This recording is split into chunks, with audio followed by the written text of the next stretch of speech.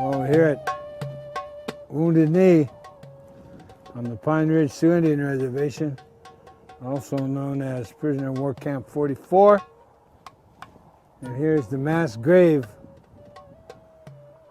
of the people who were massacred here at Wounded Knee in 1890. The massacre, of course, is well known among all American Indian people, especially of the United States of America, as the signature event of Indian history with the government of the United States. Chief Bigfoot and his people who came here unarmed, running for safety from the military, but they were stopped by the 7th Cavalry the day before Christmas. They were brought down here. They were brought in from over those hills there, and they were camped along. This was a creek then. It's all dried up now, but they put a Hotchkiss gun up there on that hill. You know, the Hotchkiss guns fired rounds about like a .50 caliber. They put them up on the hills over there and up over here. See, then there were no trees, just brush. And they put a Hotchkiss gun right here. And when the order came, they massacred men, women, and children. Over 300. Then after they mowed most of them down, then the cavalry rode in with their sabers and their pistols, finished the job of the women and children and old people down in those ravines and down by the creek. And it was indiscriminate. They used sabers on babies and women. They loved to come along and hack. It was pretty gruesome. Pretty gruesome. Of course, we got the eyewitness stories in detail from the survivors. Bigfoot, ironically, was running to keep his faithful people safe from the cavalry, and they were all killed instead. This ground is consecrated with our blood.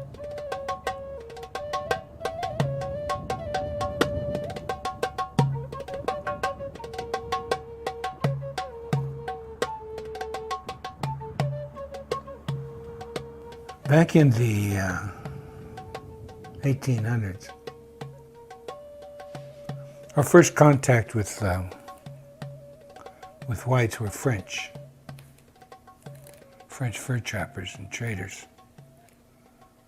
And then a few Scotsmen came in and others, and established trading posts in different areas of our country. That was okay. We got along with everybody. There's room. This is a vast land. There's room for everyone, we thought. And then, to short circuit that, you know, we met government officials prior to our war. But then they found gold in Montana. So the shortcut was right across our land. Well, we didn't mind. People were passing through. Good, you know. There was only one instance of an Indian attack on a wagon train. And all they did was run off the oxen. And what happened was that wagon train was approached by these Indian people. I think they're Pawnees. And they asked for two oxen. And they were chased off with guns and insulted. And so the Pawnees said, all right, you wouldn't pay the toll, we're going to take all your oxen. And they did.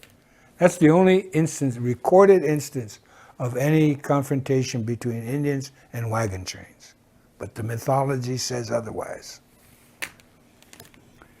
But then the army, at the insistence of itself, started building forts along what was called the Bozeman Trail. That was the trail to the goldfields. Well, that was going too far. That was contrary to what the United States of America had already promised, and it was contrary to, it disturbed our land. And they didn't have ownership. So we went to war, and we won.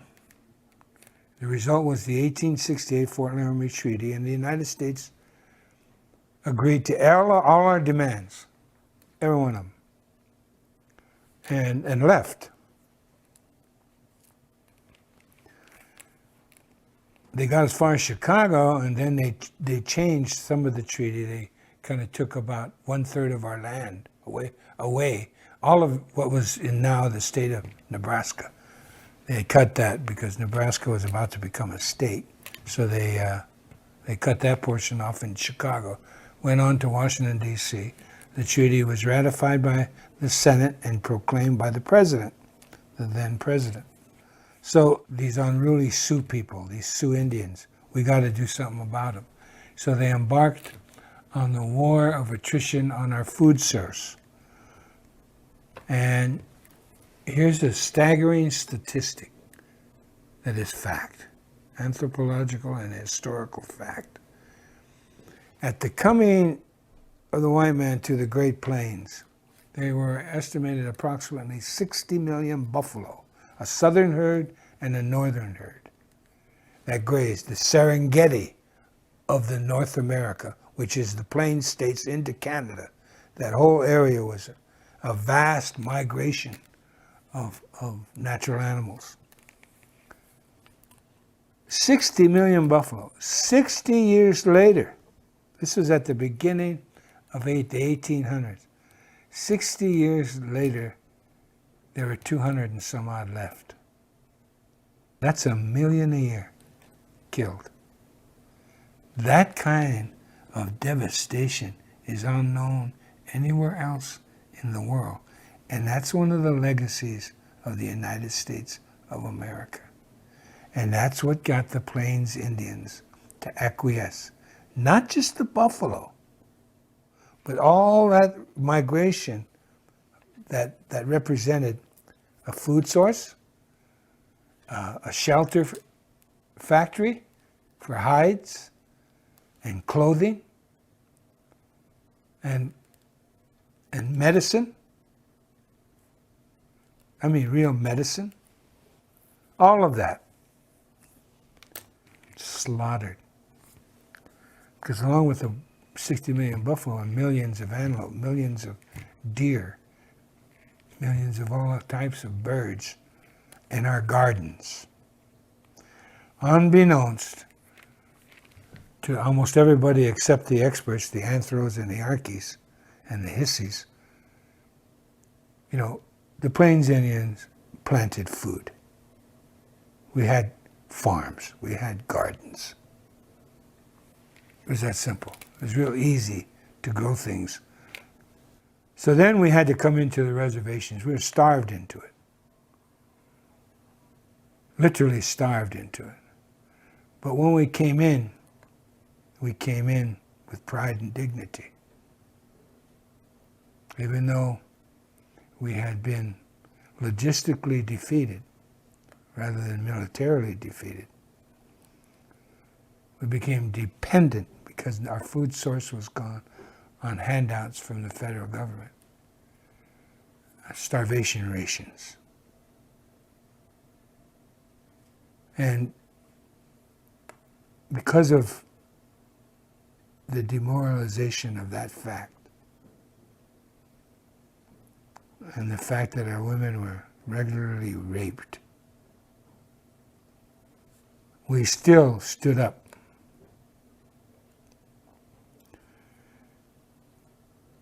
But then the last of the leaders started to come in because they really had no place to go or nothing to eat. Sitting Bull came in with most of his people. Some of his people refused to come in, and they still live in where they stopped, Fort Totten Reservation, and up in Canada at Sioux Valley and on into northern Alberta. But we came in, and so they herded us up, and the 7th Cavalry, which had been defeated in 1876, at Custer's sensitivity training session, the United States and its military forces hold immense grudges. You said what happened at Fallujah. They started assassinating the leadership. First Sitting Bull, then Crazy Horse. The last to come in to the reservations and give up their arms. Well, there was a Indian leader who was euphemistically called Bigfoot in English. He had his people. Well, the leaders were being, to his mind, systematically assassinated. He headed south with his band of people to come to Pine Ridge and come under the protection of Red Cloud, another leader who defeated the United States Army in 1868. And he got the Fort Laramie Treaty. He was stopped. They had no weapons, because on the reservation, they took away your weapons. It's just like going to prison. They take away your weapons. So we didn't have bows and arrows, I don't think. We had knives. But anyway, they were stopped right up here on top of the hill from my ranch. And there's a sign up there on the way to Wounded Knee. They were stopped up there. They were searched and all of that kind of stuff, disarmed of everything, and then forced to come down. This is the 7th Cavalry, who still were mad about what happened to them before, even though they deserved it, more so, in fact. Their story, and the Army has to claim this, otherwise they're liable. We're the people who defeated militarily the United States of America, who had built up a string of forts through 3 states. And we burnt every one of those. He gave them up because we militarily defeated him. Now we're in this bowl, Wounded Knee Bowl, surrounded by the armed might of the United States of America, and we're going to pull out one gun with our women and children and fire a shot. That's what they claim. And people believe it because we're Indians and we don't have a brain. Unlike Americans who have brains but don't use them. They slaughter us, men, women, and children. And then the blizzard hits, and they bury, after the blizzard goes by, all the bodies are frozen. And that infamous picture of Chief Bigfoot frozen in a horrible way, his body. Then they stack us up. This is before the Nazis and the concentration camps. They stack them up, all our bodies along by this mass grave, and they all take pictures and then shove them into the mass grave. 1969, we were demonstrating at Mount Rushmore. We went into the tourist shop at Mount Rushmore, and on this whole thing, a coat of postcards where they colored in these black and white pictures of the massacre at Wounded Knee, all the dead bodies, and the pictures of the mass grave and everything. It was, like the Jews. And they colored it in Technicolor. And they were selling these postcards. Oh, we're on vacation. Wish you were here. Love, That That's what you put on these grotesque pictures of Indian people.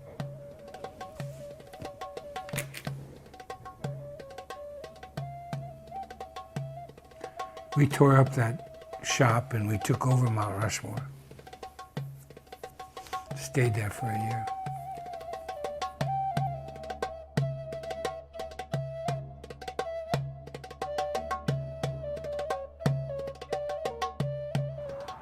Well, unbeknownst to the rest of the world, the death squads were originated and birthed right here on the Pine Ridge Sioux Indian reservations. The death squads that eventually the United States exported to El Salvador and now Colombia and other Central and South American countries, you know? Those death squads that they used. Well, the first one was here.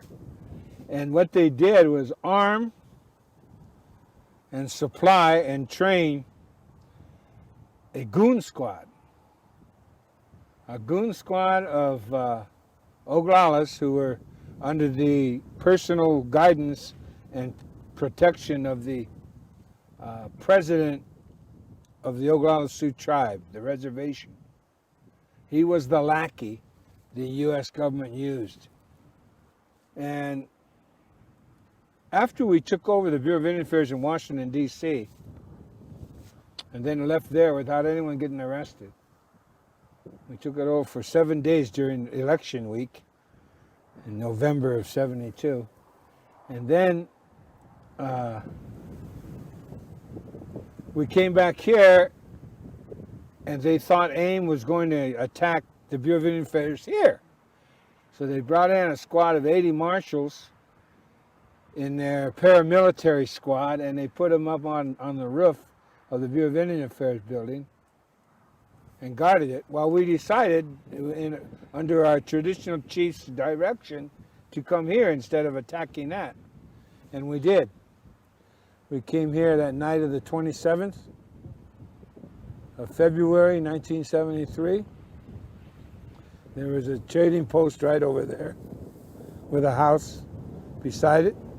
And there were other houses over here where they all lived. These are the traders, the white people. And we took that over, and then we took over the church that was in front of the graveyard. And we held this ground, all the bowl. You see, it's like a bowl here. And the feds put all their guns up on these hills above us, all around. And for almost every day for 72 days, they poured in fire. And they even used 50 calibers on us, which is illegal according to the Geneva Convention. But what the hell, we're Indians. So we actually didn't believe we were going to come out of this alive. They agreed to our demands, and within 35 minutes after we stood down our arms, they started violating every one of those terms they agreed to.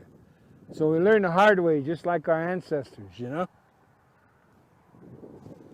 You can't believe a white man. They lie, especially if they work for the government. Over 260 court cases, and we won every one of them. Once we were inside Wounded Knee, we reformed the independent Oglala Nation. We reinstituted our philosophy of life. And it ruled by unanimous consent, we kept everything here. We had to, we were surrounded. But it's just an example of local control. If you have local control of the economics, if you have local control of the foodstuffs, if you have local control of your travel and transportation, you have freedom. And your freedom to act as neighbors. You know, you don't need government because you have each other. It's a simple way of life, but I guess it's too profound for Americans.